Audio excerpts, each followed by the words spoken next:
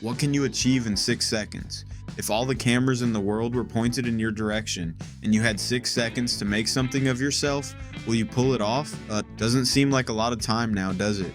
But with Vine, that's all you needed to completely change your life. It was magic. You see, back in the early 2010s, Vine came out of nowhere and changed the internet. And honestly, it changed the way we even think about video content. It was this little app where you could post a video that was exactly 6 seconds long. That's it. No filters, no fancy effects, just you, your camera, and your idea. And once it played, it looped, over and over again, like a GIF on steroids. Now, it might seem like 6 seconds is too short, and it's super limiting. Well, you're right, it was limiting. However, that limitation was actually its superpower. Think about it. What can you even do in 6 seconds? Well, apparently a lot. Comedy skits, punchlines, music parodies, weird character impressions, dramatic monologues. Somehow people managed to pack all of it into this blink of an eye format.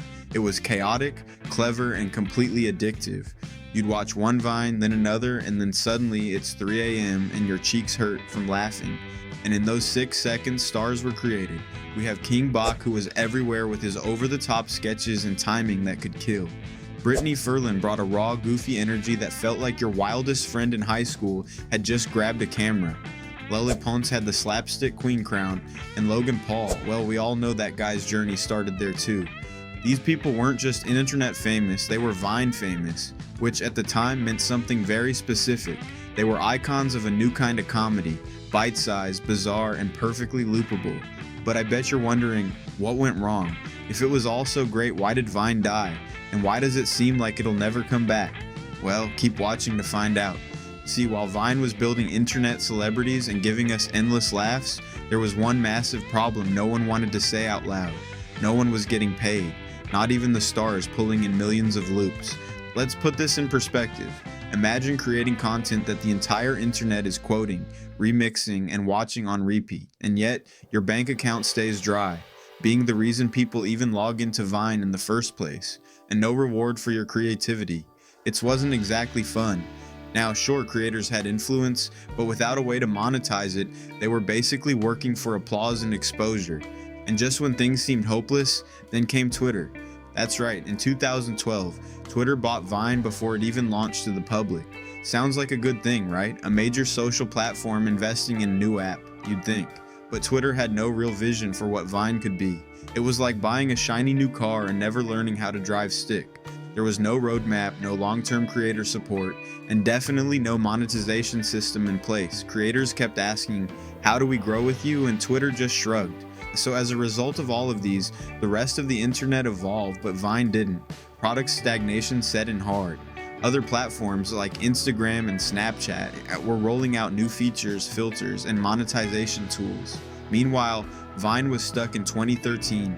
Same 6 seconds, same limitations, no real updates. What was once charming started to feel like a cage, especially for the creators. But if you peeled even further behind the scenes, things got much worse. Internal conflicts and mismanagement were like termites eating away at the foundation. Executives clashed, teams left, and reports of poor creator relationships began to surface. The very people who made Vine magic, the comedians, the dancers, the meme lords, weren't being heard, or worse, they were being ignored. And so the Vine Armageddon began. Slowly but surely, the biggest Vine stars started jumping ship. YouTube welcomed them with open arms, and more importantly, ad revenue. Instagram offered longer videos, direct engagement with fans, and actual growth opportunities. Vine, once the place to be, started to feel like a ghost town. The loops still played, but the people who made them, they had moved on. And then came 2016, the year everything came totally crashing down. In October 2016, Twitter announced Vine was shutting down. No warning, no farewell tour, no final montage of greatest hits, just a quiet clinical blog post that read more like a breakup text than the funeral of a cultural phenomenon. And for a generation that lived and breathed 6-second loops, it hit like a punch to the chest. The reaction online was instant and raw. Fans were stunned. Creators were heartbroken. Some even cried publicly. Vine wasn't just an app to them, it was home. A chaotic, hilarious, unpredictable home, but still a place where they'd built entire careers, friendships, and communities. But here's the real kicker. Vine didn't die because of its creators. It died because it abandoned them. Instead of investing in the talent that made the app worth opening in the first place, Vine refused to evolve. No monetization tools, no long-form options, no support for the people putting in the work. Creators had begged for changes. Some of the top Viners even pitched a proposal. Give us $1.2 million total, spread across the top 18 influencers, and we'll stay. We'll keep creating. We'll help keep Vine alive. But Twitter said no.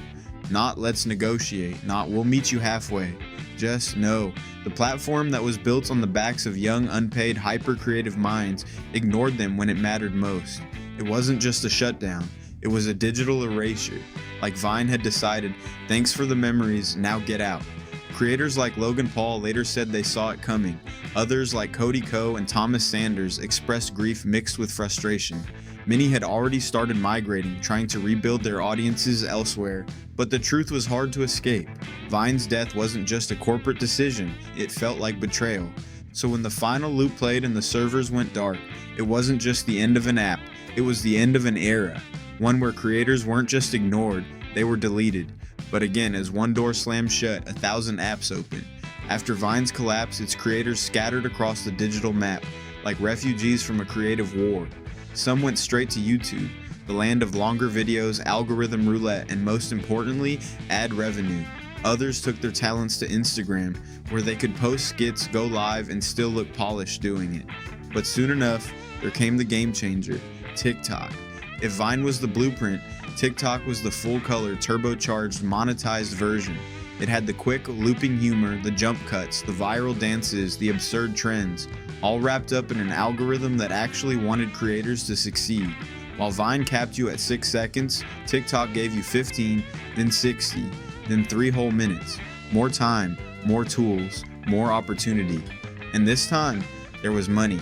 TikTok didn't just welcome creators, it empowered them. Creator funds, brand deals, live stream gifts. You could go viral and get paid, sometimes overnight.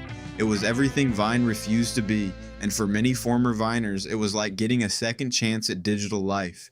Some took off like rockets. Logan and Jake Paul became YouTubers, then boxers, then walking controversies. Lely Pons turned into a global brand.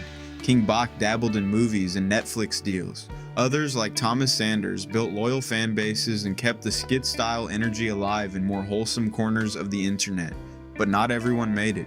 Some creators never quite found their footing again.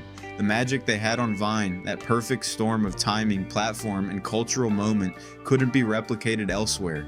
And for them, Vine wasn't just a platform that shut down. It was a moment that passed, leaving them behind. Still, if you look closely, Vine never really died.